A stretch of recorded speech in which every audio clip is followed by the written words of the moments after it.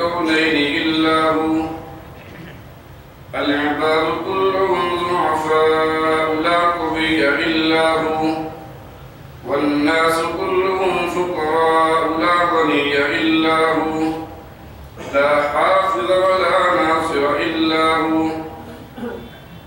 غافر الذنب وقابل التوب شديد العقاب ذي الطول لا إله إلا هو. ومن يملك هل من خالق غير الله يرزقكم من السماء والأرض لا إله إلا هو.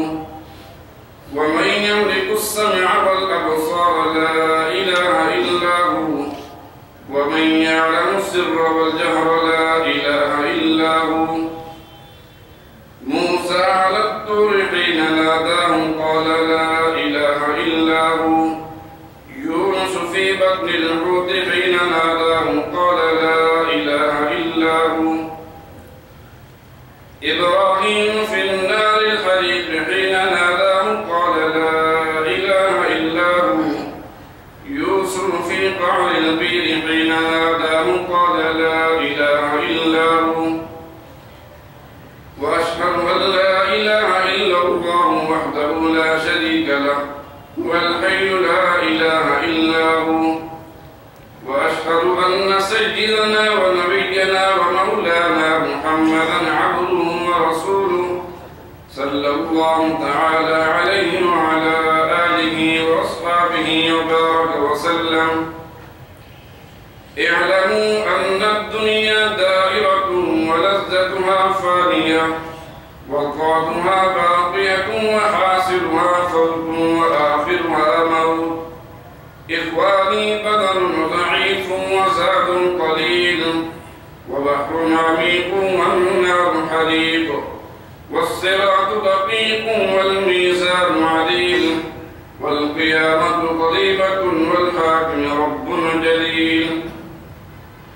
ويقول آدم سفي الله نفسي نفسي ويقول نوح نبي الله نفسي نفسي ويقول إبراهيم خليل الله نفسي نفسي ويقول إسماعيل ذبيح الله نفسي نفسي ويقول يوسف صديق الله نفسي نفسي ويقول داود خليفة الله نفسي نفسي ويقول موسى كليم الله نفسي نفسي ويقول عيسى روح الله نفسي نفسي ويقول رسولنا وشفيعنا محمد صلى الله عليه وسلم أمتي أمتي ويقول الجبار جل جلاله عم نواله عبادي عبادي لا خوف عليكم ولا أنتم تحزنون. بارك الله لنا ولكم في القرآن العظيم ونفعنا وإياكم بالآيات والذكر الحكيم.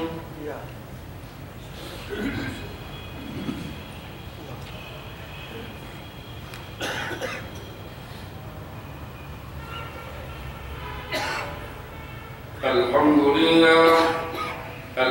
لله وحده لا شريك له صدق وعده ونصر عبده وأعز جنوده وهدم الأحزاب وحده والصلاة والسلام على من لا نبي بعده ولا رسول بعده ولا معصوم بعده الذي قال في خطبة حجته الأخيرة إني قد تركت فيكم كتاب الله إن اعتصمتم به فلا تزلوا بعده وعلى آله أهل بيته المطهرات المكرمات البررة خديجة وعائشة وحفصة وأم حبيبة وسودة وزينب بنت خزيمة وزينب بنت جحش وجويرية وأم سلمة وسفية ميمونة وريحانة ومارية وعلى خلفائه الستة من الصحابة أبي بكر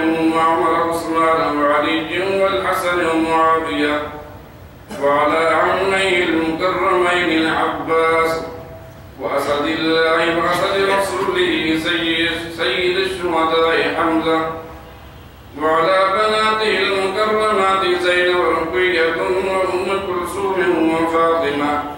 وعلى كل أولاد بناته علي بن عاص قاسم وأمامة بنت العاص قاسم وعلى عبد الله بن عثمان وعلى الحسن والحسين بن علي المرتضى رضوان الله تعالى عليهم أجمعين إلى يوم القيامة. أما بعد، فأعوذ بالله من الشيطان الرجيم.